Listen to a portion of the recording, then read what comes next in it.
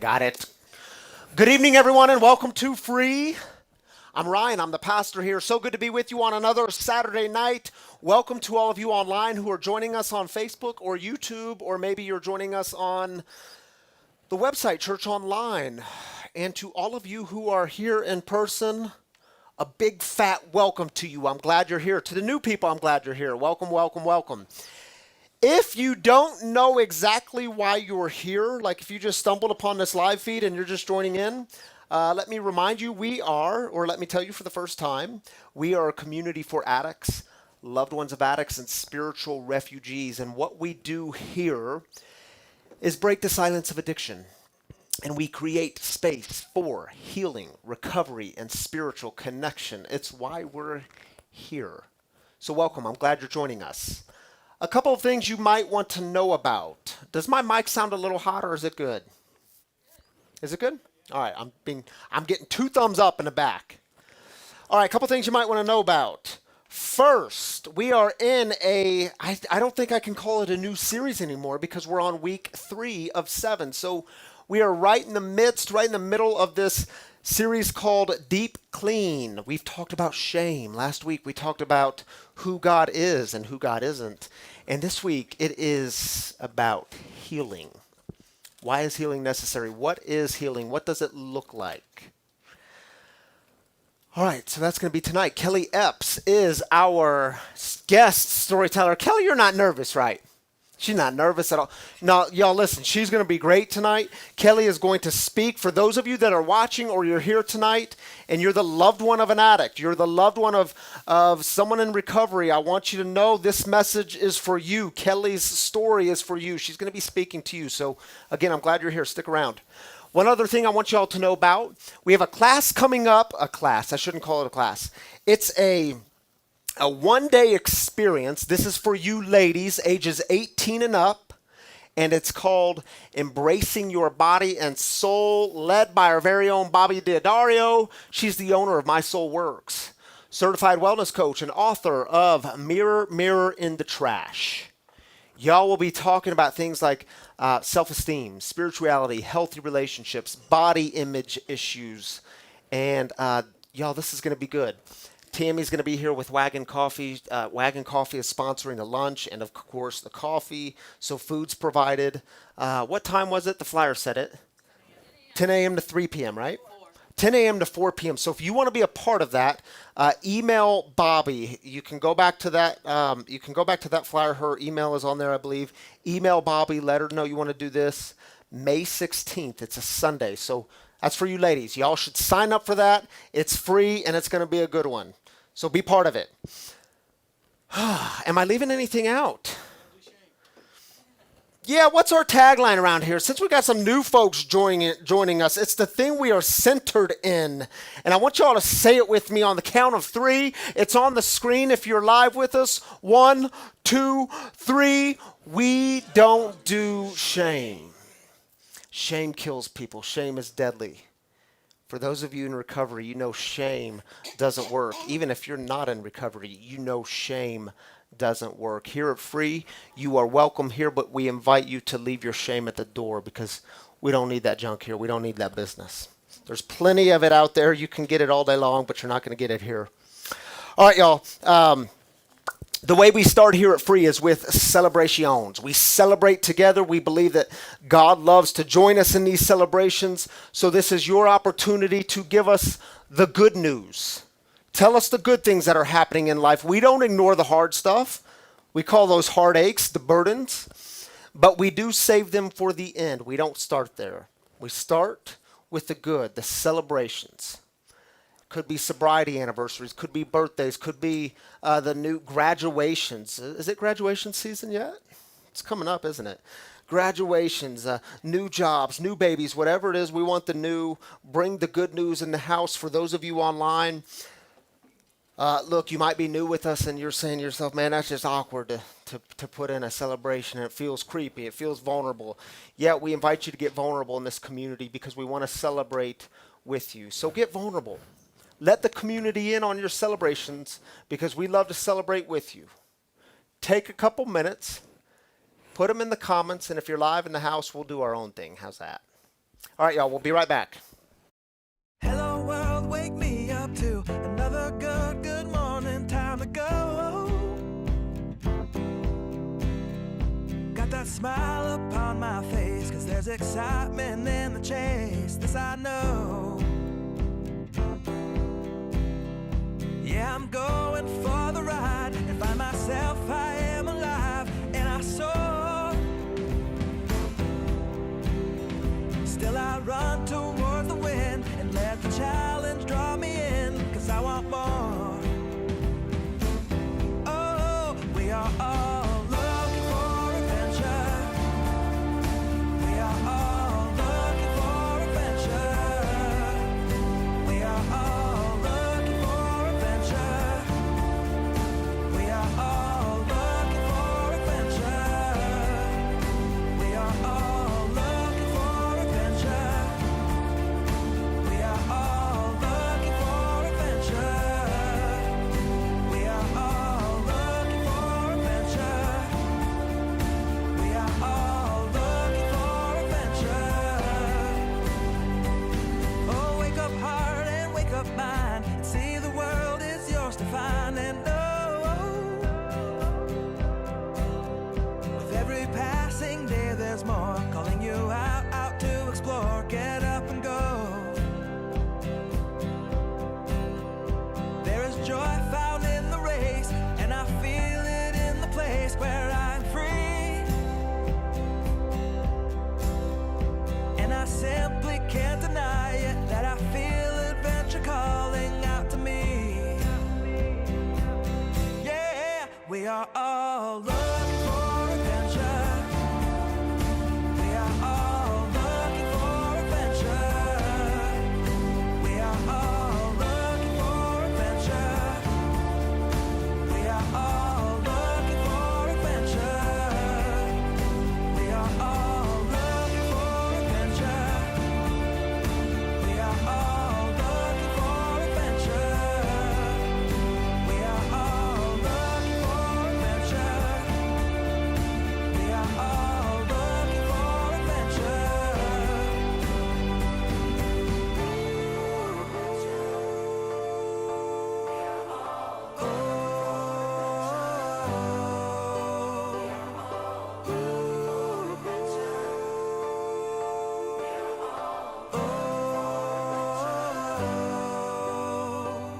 And I'm living free, living free, living free, and I was meant to be. Living free, living free, living free, and I was meant to be.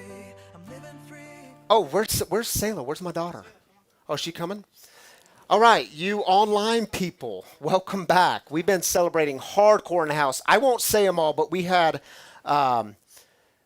we had 60 days sober, 4 months sober, 37 years of marriage, of parents being married, 23 months, 4 years, new people in the house. I mean, just incredible. Just the sobriety in this room is so cool to be a part of. All right, baby, you gonna step in with me? Here's the mic. Now, Armando, there it is. So usually you see a little bit taller of a lady standing next to me. Her name is Tammy. Tammy, we had a long day at Paradigm One. It was the grand opening of Paradigm One, the recovery center in Aurora. So she was serving coffee there, and she said, man, I'm just exhausted. So she went home. She took 3 of our 4 kids home. So I asked Selah, my oldest daughter, who's 10 years old, you want to say hi? There you go. I said, would you do celebrations with me and step in for Mama? She said, sure, Pops. Actually, she kind of said no at first, but then I convinced her. And I'm so glad you're here, baby. I'm so glad you're here. I love you. So here's how we'll do it. I'll read one, then you read one, then I read one, then you read one. Okay. All right. Let's do the first one. Yeah, you want me to take the first one? Because it's kind of long. Jamie Delgado. What's up, Jamie? She says, I had to work Saturday for the last 2 months. Wasn't too happy, but in the end, I got to job coach young adult with disabilities to be part of the working force. In the end, I was taught way more than I could offer. But the best part, I got to come back home to free. You all still haven't left me. No, Jamie, we're not going to leave you. We're celebrating that with you. We love having you as part of this community. So good to hear from you, celebrating with you. All right, here's the next one. His name is Andrew Swinson. You want to read it? Celebrating my amazing fiance for our 3 amazing dogs and amazing life I got to live. All right. Is her mic on? Let me turn it. All right, that was a practice read. This is the real read because now your mic's on. But you did it perfectly. Read it one more time. Celebrating my fiance, our 3 amazing dogs, and this amazing life I got to live. Yes, Andrew. I saw Chandra today at Paradigm One, and we were talking about you. It's good to have you part of this community, brother. We love you. Roy says, my sister, who was estranged from our family for over 16 years, has reunited with our mom and myself. I'm enjoying a beautiful relationship with her. She will be coming to see me in July for the first time in almost 17 years since I've seen her. Roy, we are celebrating that with you, brother. Good stuff. All right, baby, this one is from Lex Papish. Lex is actually sitting back there, but we'll read his comment on the screen. Got a letter from our friend Robbie on Friday. I'll answer him tomorrow. All right. Can I say a little bit about that? Thank you for reading that, Selah. Robbie is our friend, a friend of this community. He's in prison. He gets out soon, and he's going to, I think, live in the Akron. So he's maybe living in the Akron Sober Living House. I talk to him almost every single week. He's staying in good spirits. He just, his brother just passed away not too long ago of cancer, and he wasn't able to be, be out on the outside and be part of that. But he's keeping in good spirits in prison, and we have lots of brothers and sisters that we love behind bars, and we pray for them and stay connected to them. And when they get out, we welcome them here. They're welcomed in this community because we don't do shame. Isn't it right, baby? Mm-hmm. All right. Robbie, glad you're part of this community. And Lex. All right, Amanda Berry. You want to read it? Oh, it's my turn, isn't it? Yeah. I confuse that with Mama, too. All right, Amanda Berry says, celebrating the joy of throttle therapy after my first motorcycle ride with a gaggle of Harley riders today. This post is just all kinds of fun to read. A gaggle of Harley riders. Celebrating glorious views of Colorado in my soul. Amanda, we're celebrating that with you. You and your gaggle of Harley riders. There's a few of you here tonight, a gaggle of you. All right. Mary Starnes. You want to read it? Mm-hmm. All right. Thank you, God, for another sober day. All right, Mary. Shall we do one more? Let's do just one more. Then if you have more celebrations, you can keep them coming in the comments. Free Spiritual Community. Yeah, we celebrated 60 days here tonight, 23 months, 4 months, 4 years. Sobriety dates are adding up in the house. If you want to drop your sobriety date in the comments to give other people some hope and courage and strength, do so at this time. I know people love to hear from y'all, so drop it in. Love this community. Roy says we love Selah. Good job. Woo, Selah! All right, thank you, baby. You want to take that? Actually, what I'll do is I'll put it in here. Thank you, Selah. All right, y'all. We changed things up a little bit. Sometimes we just got to keep things fresh. So I want to give the giving moment now instead of the end. And I just want to share with y'all that, it is your generous financial giving that keeps this community operating. It keeps this community thriving. Y'all know we're looking for new space. Our chair of our board was here a couple of weeks ago and shared with y'all that we lost a deal that we were so excited about. And you can see all the construction that's going on out here. And, we know our time here is limited. We are still actively looking for new space.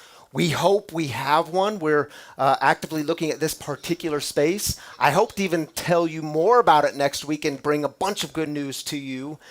But it's seriously, this mission is growing, this community is growing, and it's your generous giving that keeps us thriving. So, the wagon is a central image in our community. You see it up front all the time.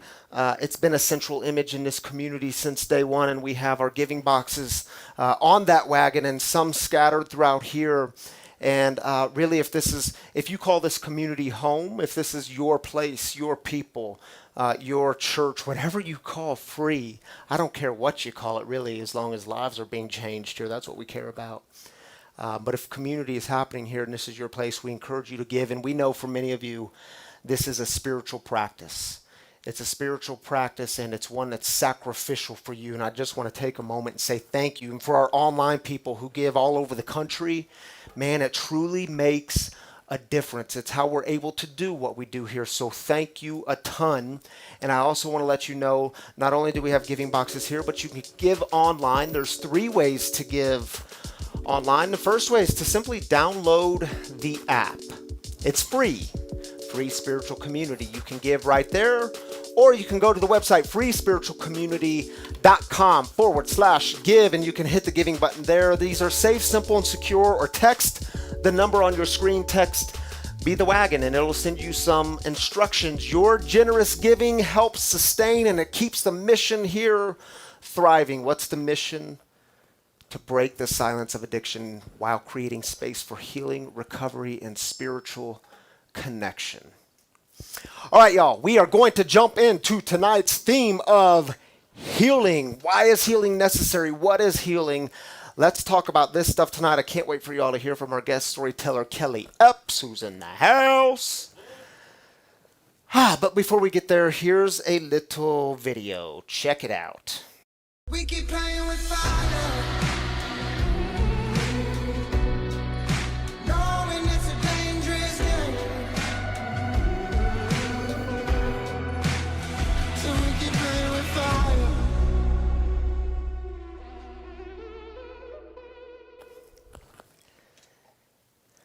So, there's a story in the Gospels. It's a story about Jesus. He's in this house and he's teaching, and this house is packed full of people. I mean, it's so packed, wall to wall people, that people on the outside can no longer get in. And see, the problem is there's a man who's paralyzed, and he's outside and he's in need of healing. And so what happens is a few people, they run out to this man and they pick this man up and they start climbing up the side of the house, and they make their way to the roof, and they start tearing a hole in the roof so that they can lower this man into the living room where Jesus was, right in the center. And when they do this, Jesus essentially says to this man, "You're healed." Which is a big deal, because in the first century, if you're paralyzed, well, this meant that you were an absolute nobody. You were pushed to the margins. Your life wasn't worth anything. And Jesus says, "You're healed." In other words, Jesus says to him, this is about you being restored into the community. This is about you being returned to yourself. And see, I share this story because sometimes we read this story and it's obviously a story about healing, but it's also this story, like, don't miss the really significant thing happening here. The people who go and pick this man up and climb up the side of a house and start tearing a hole in the roof so that they can drop this guy down to the center. We were reading this story this week in our book discussion group on Wednesday night. Is it true? For those of you who were here, we were reading about this story in the book Tattoos on the Heart. And after our discussion was over on Wednesday night, Derek comes up to me. We were standing right back here in the kitchen here at Free. And he says, "Man, that's what Free's doing, isn't it? I mean, that's what we're doing here, right? We are tearing the roof off the place so we can let people on the outside, the sick and suffering, in. Isn't that what we're doing?" Amen. Yeah, I hope that's what we're doing here. We talked about hope a few weeks ago with Easter. And we talked about hope being sometimes quiet and subtle. You got to pay attention. Sometimes this tearing off the roof business, it's the same way. It happens in really quiet ways, in really subtle ways, and you got to pay close attention. I'll never forget one morning. It was shortly after we opened the doors here at Free. I came in that morning, and Jason, y'all know Big Jason. Jason was here, and he was in the back, and he had his cleaning gloves on. He had the cleaning supplies, and he was walking towards the men's bathroom. And I said, "Jason, what are you doing?" He said, "Man, I got to clean the bathroom." I said, "No, dude, the bathrooms have already been cleaned. You don't have to do that." He said, "Nah, man. So-and-so was here, and so-and-so fell off the wagon. And he's drunk, and he just used the bathroom, and things apparently didn't go so well. He said, so I got to clean up the urine off the walls and the floor. And I said, Jason, no, man, you don't have to do that. You don't have to. In fact, we're going to go outside. We're going to find him. We're going to drag his butt back in here, and he's going to clean up his mess. Jason looks at me and says, man, why would you do that? And then you know what he says to me? Ryan, man, we want him to come back, right? Who's teaching who here? Yes, sometimes tearing off the roof happens in subtle ways. Jason was tearing a hole through the roof with 2 cleaning gloves, a bottle of Lysol, and some old cleaning rags. And you know, it was also a couple of weeks after we opened the doors here at Free, there was a lady who attended a Saturday night service. To my knowledge, she hasn't come back. But after that Saturday night service, she wanted to share with me some of her observations about what happened here. And so I met with her and she says, well, Pastor, did you know that after the service, there was people outside smoking? And I said, heavens no. And she says, Pastor, you need to know this too. When I came to sit down in the row I was in, someone had apparently been drinking because I could smell alcohol on their breath. To which I wanted to say, lady, did you read the sign on the way in? We are a community for addicts, loved ones of addicts, and spiritual refugees. And she said, Pastor, you need to know this too. When I was going back to get my coffee before the service started, I heard some F-bombs. And she says, it just didn't feel like church to me. I didn't say it, y'all, but you know what I wanted to say? You know there's a church in this city on every single corner that is designed just for you and people like you? Yeah. You know there's then she asked me, does it feel like church to you? And I did say, with all due respect, when I look out towards these people, you people, my people, yes, I see the kingdom of God. In fact, I think if Jesus were roaming around in Denver, Jesus would be hanging out here on a Saturday night. And you know there's churches that they'll spend lots of time, lengthy conversations. They'll put together committees to start deciding who's allowed in and who's going to stay out. And see, do you know, at Free, from day one, before we even opened the doors, before we even started meeting in our backyard, when we were whiteboarding, when Tammy and I, my wife and I got together to whiteboard in our living room about what Free was going to be, in our mission statement was creating space for healing.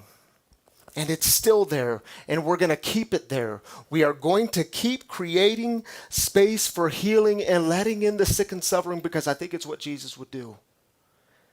And the day we stop tearing a hole in the roof, well, let's just close the whole thing down.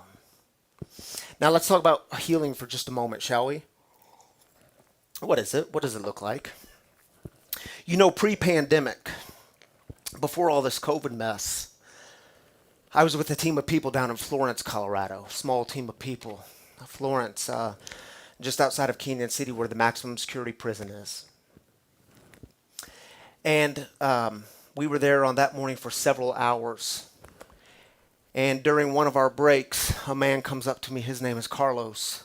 And Carlos says to me, he's excited. He says, Pastor, do you remember last time you were here when you asked us those 2 really hard questions? Who are you and why are you here? I said, yeah, I remember. He said, well, I think I'm starting to be able to answer those questions. And then Carlos launches into his story. And he says, you know, before I came in, and he's been an inmate in this prison, maximum security prison for well over a decade. He said, before I came in, man, I made lots of messes. I hurt people around me. I hurt the people that I loved most. It's like I couldn't keep things from crumbling around me. He said, but you know, God is changing me. And he said, I know you hear it all the time.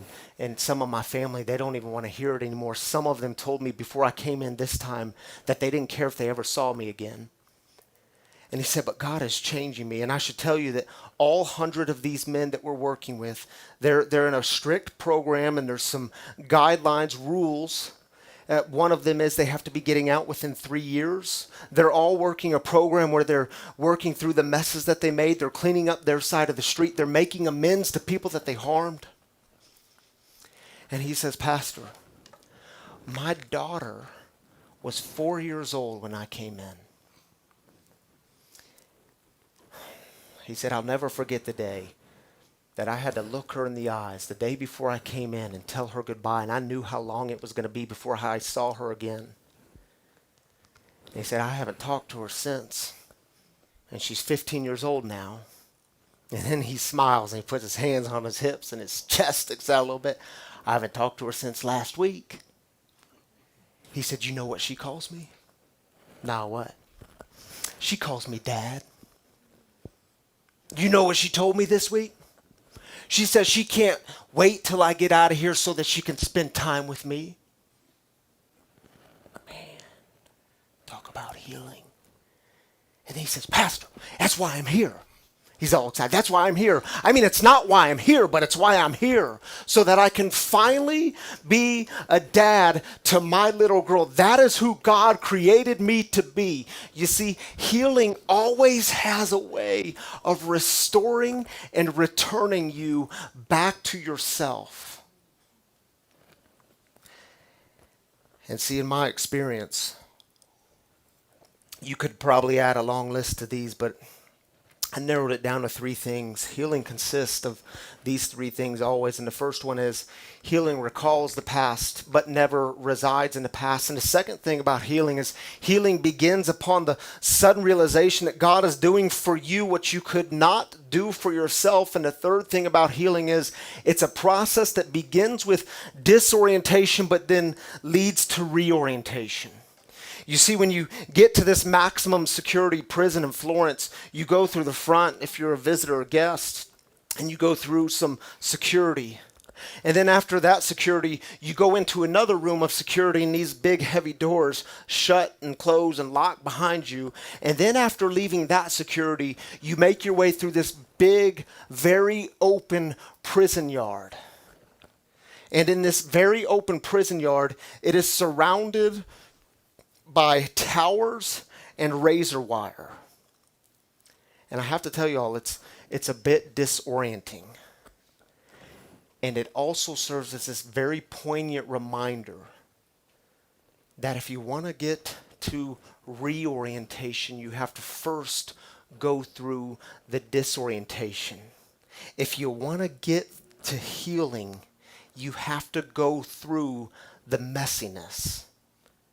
You see, without the disorientation, I don't get the reorientation. Without the disorientation, I don't get the healing. Without the disorientation, I don't get Carlos's story. Without the disorientation, I don't get the deepest sense of joy and gratitude. You see, we got to go right through the hard stuff if we want the good stuff. So what I want to do with you for just a couple of minutes is read this psalm with you. Now remember, the psalm, if you were to open your Bible, if you had a Bible and you opened right up to the middle, you'd probably open to the Psalms. They're a collection, 150 of them, an ancient collection of poems and prayers found in the Old Testament or the Hebrew Bible. This is Psalm 30, and it is a psalm of reorientation, a psalm of healing. And remember healing, the 3 things about healing. Recalls the past, but it doesn't stay in the past. And remember, it's the sudden realization of seeing God do something that you couldn't do for yourself, and it's a process that begins with disorientation but leads to reorientation. I want to read this psalm with you. Now, scholars, they categorize the psalms in 3 categories: orientation, disorientation, reorientation. This is a psalm of reorientation, one of healing. See if it's your story. It's only 12 verses. Psalm 30. I give you all the credit, God.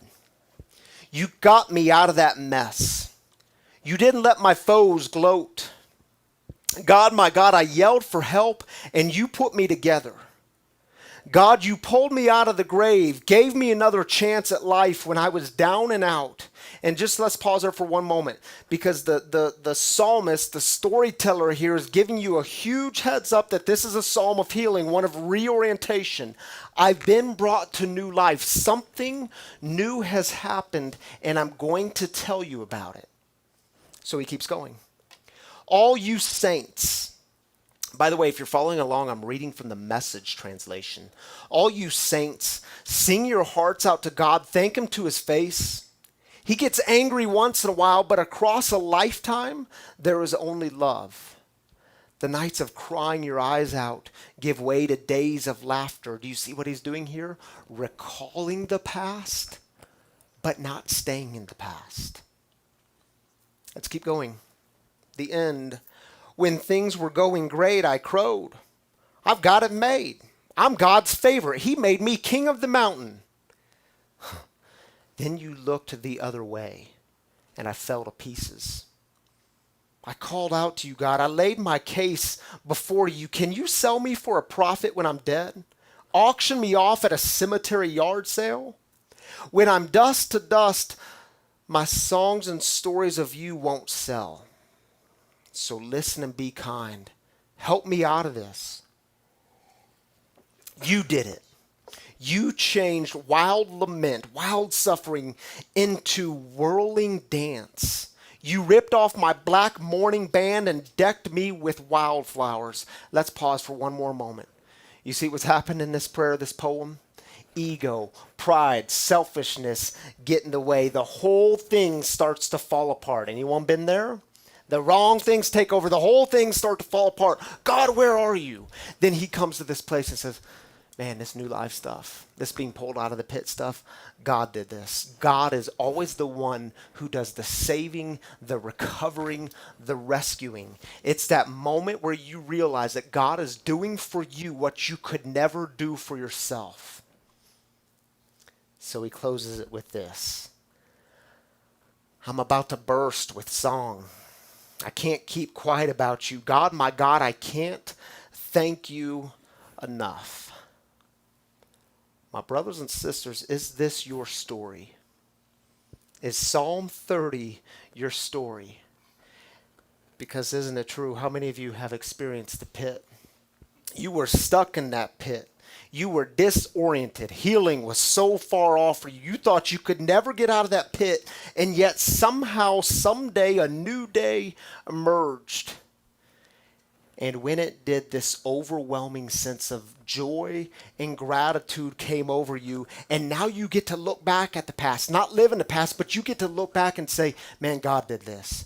I didn't climb my way out of the pit. In fact, when I tried to climb my way out of the pit, I just went deeper into the pit. God did this. God pulled me out of this. You know, the first time, I'll close with this. The first time I was asked in a meeting of Alcoholics Anonymous, I was asked to share my story. And because I was so nervous, I stupidly said, yeah, I can do that. Motorcycle Mike, if y'all know Motorcycle Mike, he asked me to share my story. And that day I said yes. And then the next day I said, man, Mike, I don't know how to do that. I think I was about 2 years sober. I don't know what to say, man. My story is this big jumbled mess. I'm scared. I don't have it all together. And I've heard other people, they've got something to say. I don't. I don't know how to do it. He said, man, Ryan, it's really easy. Yeah, easy for you. You've been sober for 142 years. You know what I mean? He said, no, it's really easy. All you have to do is tell us what it was like. Tell us what happened. Tell us what it's like now.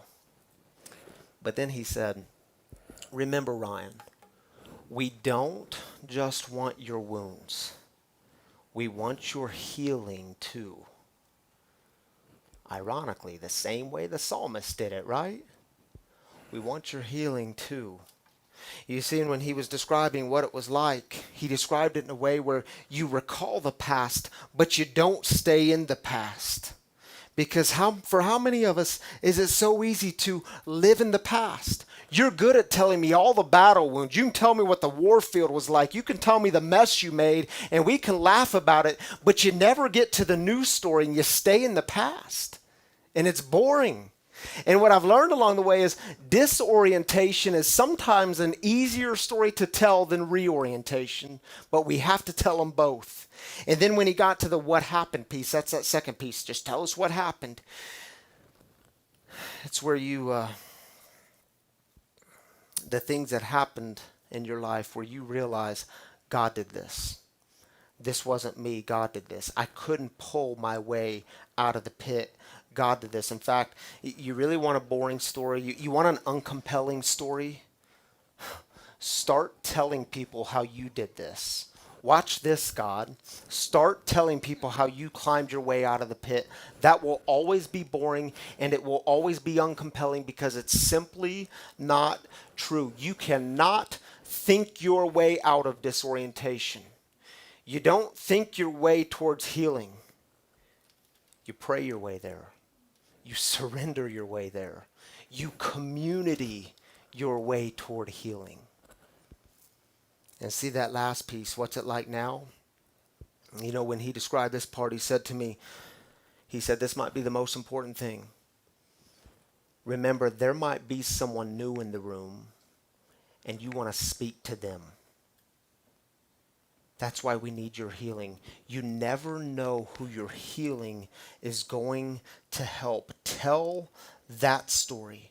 Tell the surprise of new life. Express the gratitude. You see, what's your story of healing? What's your story of reorientation? Tell that story. It is one of the most important ways we tear the roof off this place. Because listen, when you share your story, you are giving others the permission to go deeper into their story. And we need that. It leads us to healing. And y'all listen, I also get it. The same as when Motorcycle Mike asked me to share my story and I was fearful and I was shaking and I was trembling. I get that I've asked many of you to share your story here. In fact, Noel and I were just talking about this. Ryan and I were just talking about this. And it comes with a bit of fear and trembling. And I want you to know, I feel y'all. I'm with y'all. I feel it. I know that it's holy, sacred work and that you take it seriously and we take it seriously too. But I know the power it has to help other people. And I know you tell yourself, no, but Ryan, you don't understand, man. My story, it's just one big, gigantic mess. And you don't know everything that's happened in the past. And I don't have it all together up here. And I don't know how to articulate it and put words to it. And I'm scared and it's heavy and it doesn't have a bow on top of it. Who cares? Do you really want a bow on your story? How relatable is that? And y'all listen, I know sometimes your story, it can feel like a backpack. This is my backpack, it goes everywhere with me. And sometimes this backpack, man, sometimes your backpack, it can feel like it weighs 100 tons. And it can weigh you down. And it's like the more life you go through, the more betrayals you get, the more pain you endure, the more someone turns on you, the more pain you go through, this backpack, it gets heavier and heavier and heavier, and that thing feels like it weighs a ton. Until you actually take this thing off and you actually open up your backpack and you see that you have things in here. You are packing things in here that other people need for the journey. You have things in here that will sustain other people on their journey. Because listen, there is nothing more powerful than when you go to people who are going through a particular kind of suffering and you say to them, yeah, me too. You have been there. Yeah, I know what that's like. And you all of a sudden discover things in here that are like food and water for the journey. They are going to sustain them, and you get to walk with them. And you discover that the very thing that was weighing you down is now the thing through which God's redeeming love flows through you to someone else. And it's the most powerful work you can ever be a part of. Because if you didn't hear anything else tonight, at least hear this. Your healing isn't just about you. It's about them too. It's why we do this work as a community, because it's not just about me. It's not just about Derek. It's not just about someone in the back row. It's not just about Pamela. It's about everyone. So I want you to take a moment and reflect. We have a couple of questions on a screen. You might want to screenshot these questions because there's no way you can engage them in 60 seconds fully. I want you to revisit them throughout the week. But maybe you want to revisit them for 60 seconds now and you want to drop a comment in, a word on the Facebook thread or YouTube thread. Drop in a sentence, a comment, a phrase on what is healing to you. But here's the 3 questions. Take 60 seconds and then we'll come back.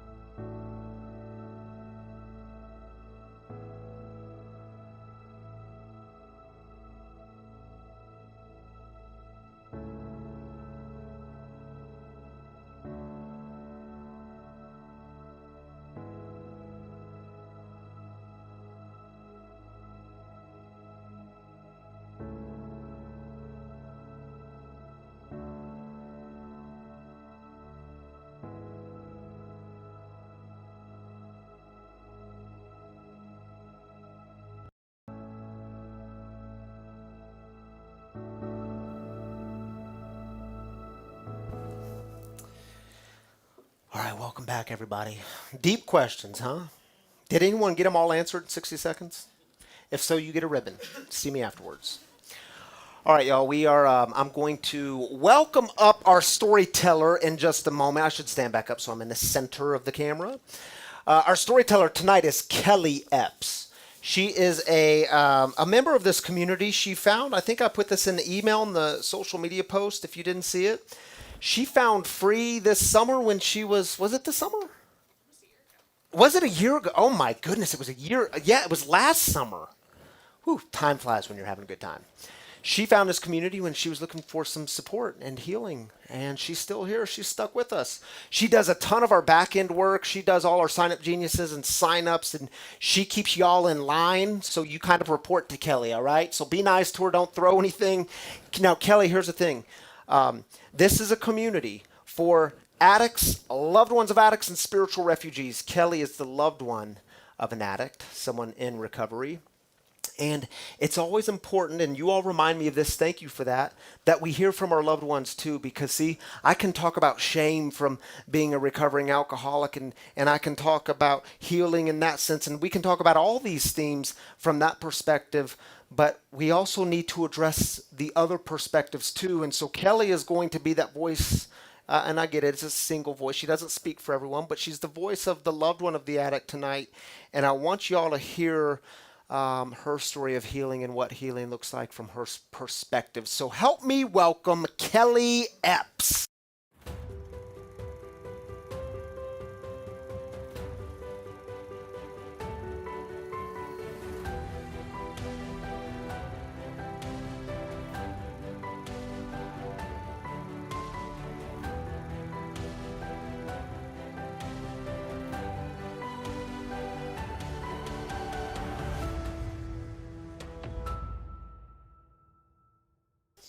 Now, I had to tell Kelley, you can't spin on these.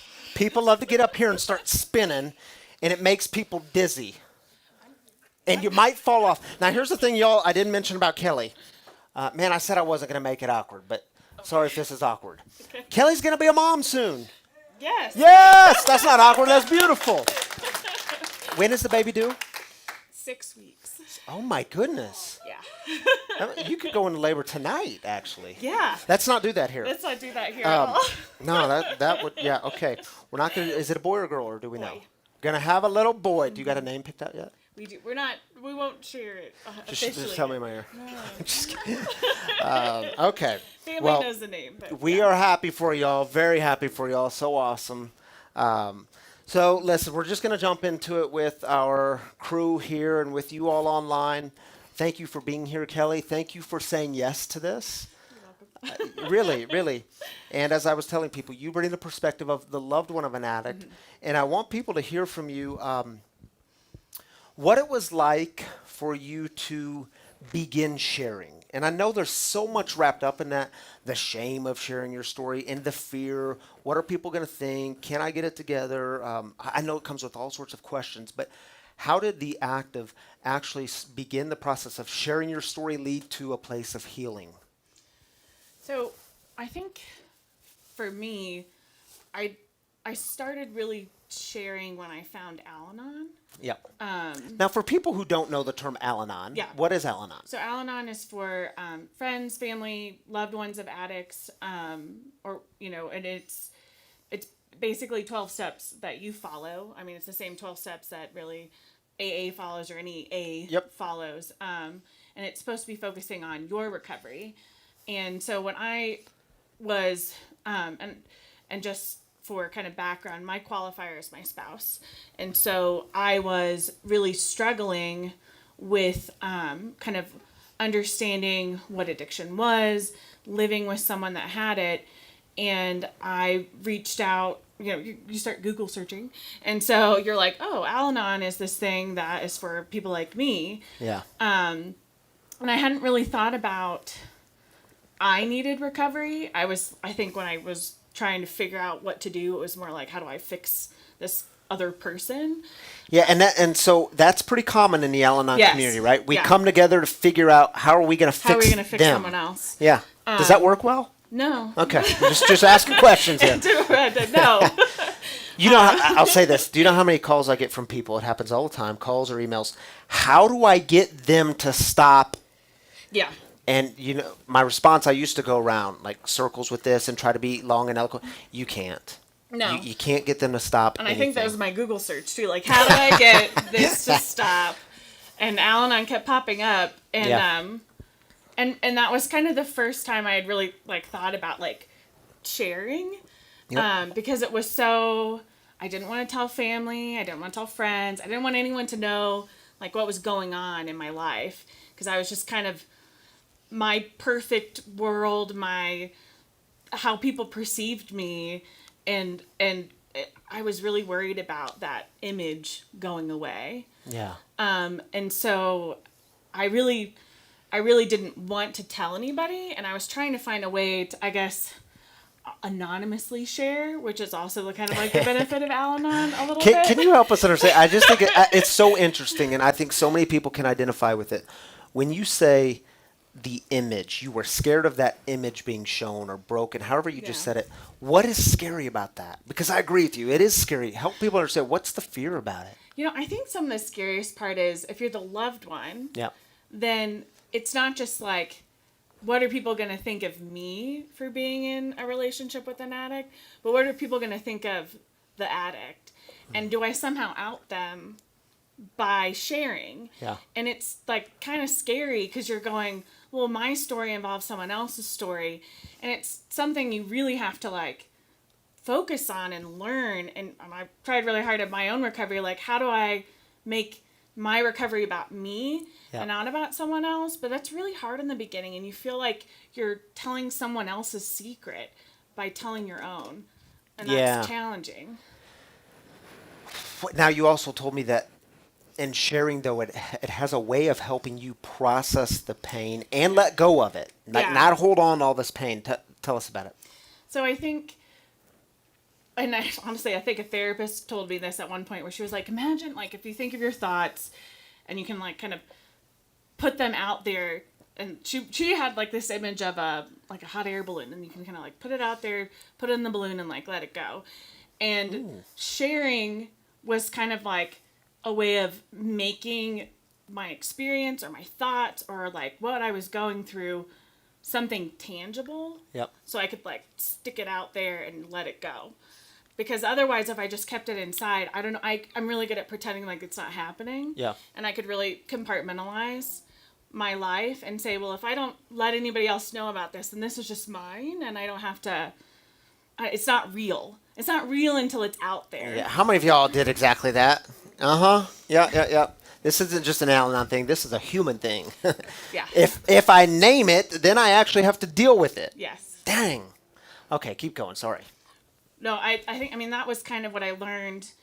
The benefit of, honestly, like an Al-Anon group or something was being able to put my experience out in the world and then realize I wasn't alone.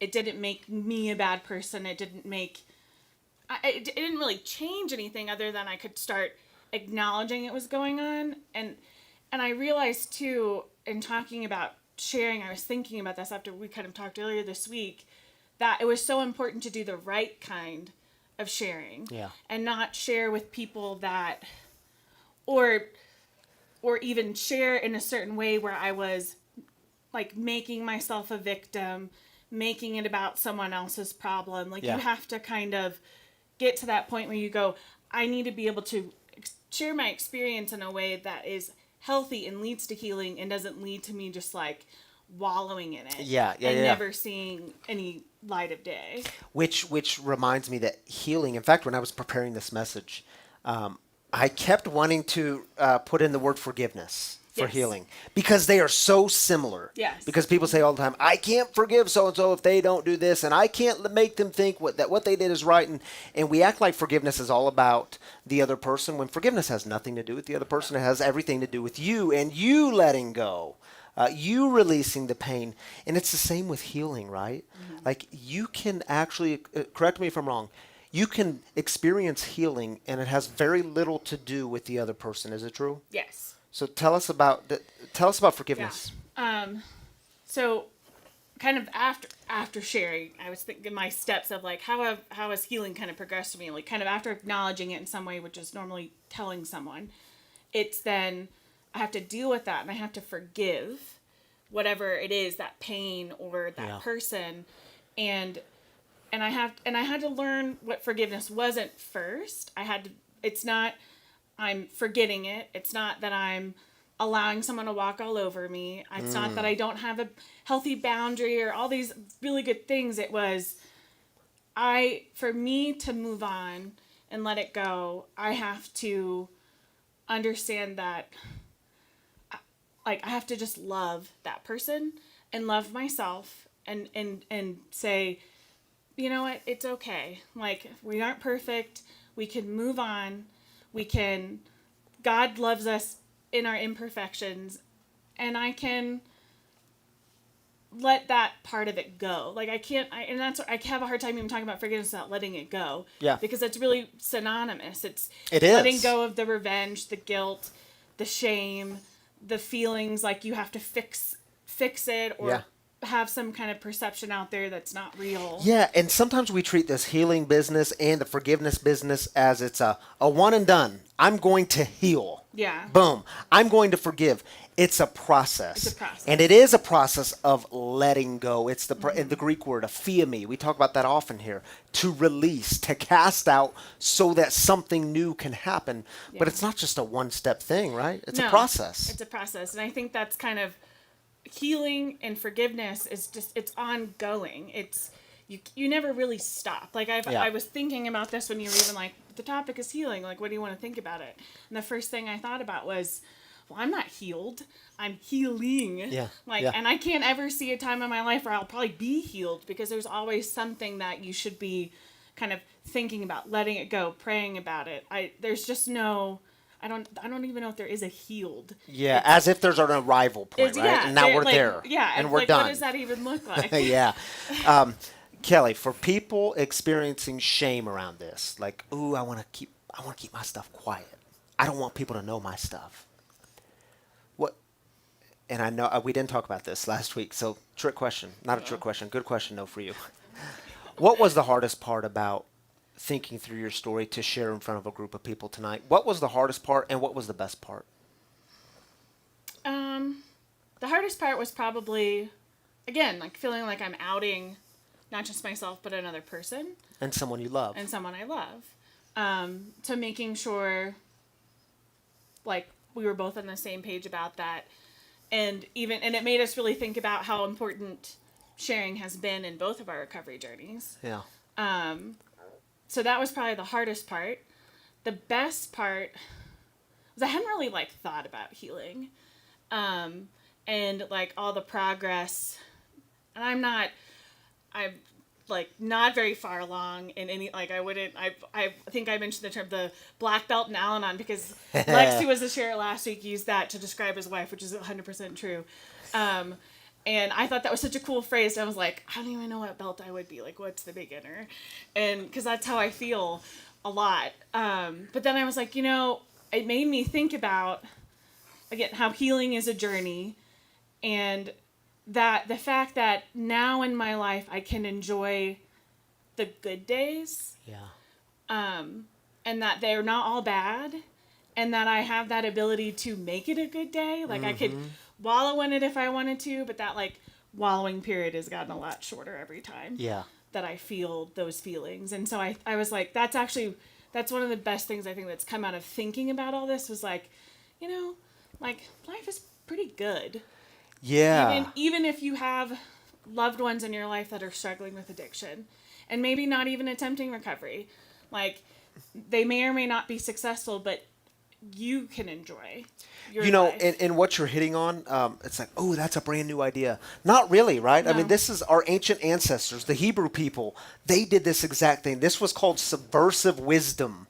How do you proclaim good news? How do you proclaim joy when things are falling apart? I mean, that's what the Psalms are doing. Yeah. And the Christian tradition, from the earliest days of the Christian tradition, it was subversive wisdom. It was, how do we talk about joy? How do we talk about how good God is when the empire keeps stepping on us? Like, how do we do, when things are falling apart, how do we talk about this stuff? And so it's actually, it's old thinking, but it's really profound thinking, and it changes us. The book we were reading, Tattoos on Heart, we're still reading it. He has a quote in there, and I was told you I was going to find it, and I need to go back and look at it. But he said the most faithful thing we can do as Christians is to proclaim joy in the midst of hell. And it's like, oh man, that's good. Y'all get that? Like things can be, how do you find joy when it feels like everything's gone to hell? Yeah. And what I hear you saying is, I get to make that choice. I get to hold on to good memories, good things. I get to hold on to joy. Or I could also wallow in the suffering. Yeah. And hold on to the past. Yeah. Yeah. Hey, listen, if y'all are watching right now, or even if you're live, you can ask Kelley questions in the thread. Will you be engaging the thread later tonight? You can ask her questions. I know for some of our Al-Anon crowd, there's questions that we on the, like the other side, we just don't get. It took me a long time to get this.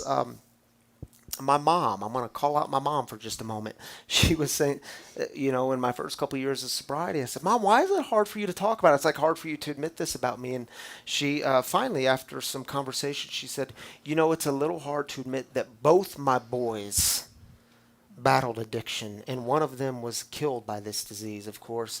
And I think what she was saying in that is, we have this tendency to make it like, what if she did something wrong? What if it's your fault? Mm-hmm. And what I hear you say, can you speak to that a little bit? Like, this isn't your fault. No. And how many carry that shame around that this is my fault? I think you sometimes, like, you know in your head it's not your fault, but sometimes it's almost like, well, what could I have done more to make it not happen? Yeah. And that's you taking responsibility for somebody else. And I think that's the hardest lesson to learn as a loved one, is that you're not responsible, but you feel that because you love them so much and you want them to get better and you want to do everything that you can to help them, when really it's just letting them help themselves. And you feel guilty. You feel like stepping back and not doing anything is you not loving them. Yeah. And it's just kind of like redefining what love really is, right? It's not taking control over somebody else. Yeah, hard work, isn't it? Yeah. It's work we got to keep being constant at. Thank you, Kelley, for sharing some of your story. Can we give a round of applause to Kelley? Thank you for being here.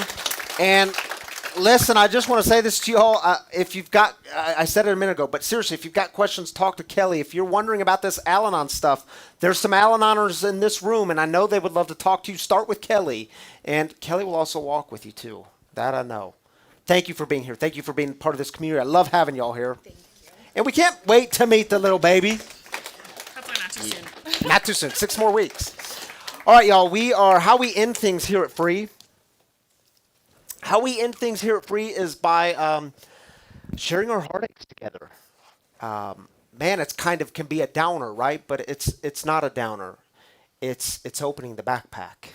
It's seeing all the stuff we've been carrying around. It's opening up the backpack and seeing that you have things in there that others need. And we start with sharing those burdens with one another. We start with praying with one another, for one another, lifting one another up. So again, if you're new with us, if you're online, even if you're new in the room, it could get a little awkward. Like, man, I don't want to share that on the Facebook, on the YouTube, and I don't want to just like blurt out and say it.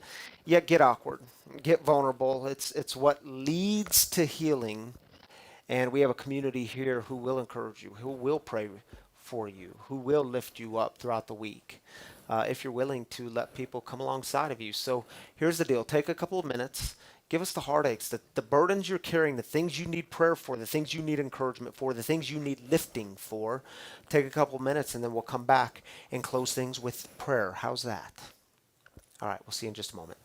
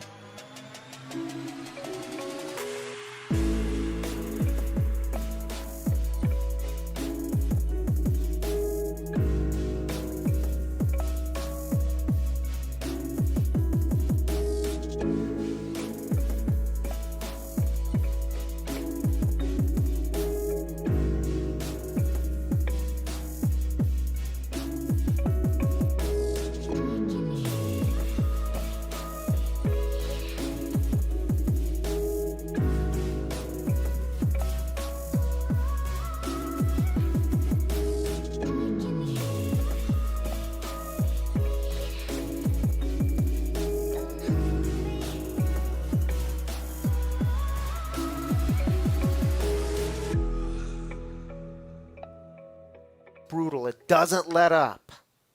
Prayers for him. Thank you for sharing that with us, by the way. Derek's going to join me up here tonight. Hey, Derek, before we get started on this, we have softball again tomorrow, right? Yes, we do. Yes. What time are our games? 12:30 and 1:30. Come out and support us. There's also at 10 o'clock an AA meeting they're holding at the park. 11 o'clock. 11 o'clock. 11 o'clock.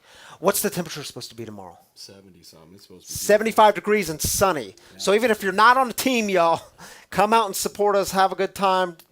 Yeah, it's fun. It's a good time. Are we going to win tomorrow? Well, I was gonna put that in the gratitudes Yes. celebration. Olympic Park in Aurora. Yes. Which is I live in Chambers. I live in Chambers area. I think. Y'all come out. If you're local, come out and join us. It's going to be a good time, I promise. Okay, shall we start with some heartaches? Do some heartaches. Can I switch spots with you, man? Usually Tammy's on my left, and you just made it awkward for me. So since Tammy's not here tonight, by the way, honey, if you're watching, we love you. I hope you're getting some rest. We just had a long day, but so Derek's in your place. You want to start with Ben? Sure. Good Let's Ben, do it. What's going on, man? A friend in the program, Cy B, passed away sober on Wednesday morning. He survived cancer multiple times and beat COVID a month ago. He celebrated 22 years of sobriety on the 15th. He will be missed. All right. Prayers for you, Ben. Yeah, prayers for you and the family dealing with that. Steven says, my brother died April 10th. He helped many people. Please pray for his wife, sons, our mother, and family. Thank you. Stephen, prayers for you, prayers for your whole family, man. Thank you for sharing that with this community. Amanda. I know Amanda. Pray for our dear friend who has relapsed and is out there struggling. Definitely in our hearts. I know who that is, and we pray for him constantly. Yeah, we're lifting you up. You know who you are. In fact, and it's not just one person, isn't it, Derek? We have people in this community who are struggling, who the pandemic, even coming back out of this pandemic, it's been rough. And they've picked up or they've Disconnected, no Yeah. social. And sometimes the bottle's your only friend or the addiction, and people need to hear that we're praying for them, that there's hope. So, which is why Derek is also leading our free recovery team. We'll say more about that next week. Shall we say more about it next week? But this team is so important. Okay. Thank you, Amanda, for lifting that up. Prayers. Doug says, work pressures based on my screwing up. I just need grace. Doug, we are in this moment sending you all kinds of grace and good vibes and prayers your way. Grace upon grace to you this week. Thank you for lifting that up, Doug. Prayers for you, brother.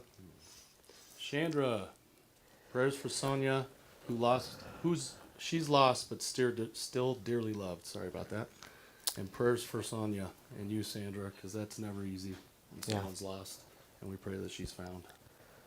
In fact, you said it best earlier, that it's the work of turning not just ourselves over to God, but turning the people we love, our brothers and sisters, over to God. So we do that. Thank you for sharing that, Chandra. Let's do a couple more.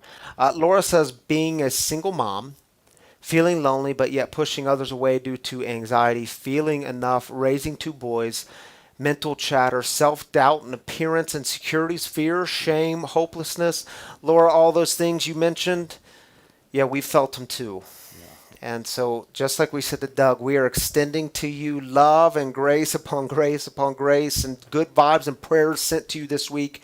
Thank you for being vulnerable enough to share that with this community. And I know you, Laura, and I love you. I'm sending you love. And if you need anything, reach out, please. Let's do one more, shall we? Sure. All right. Jamie, my sister.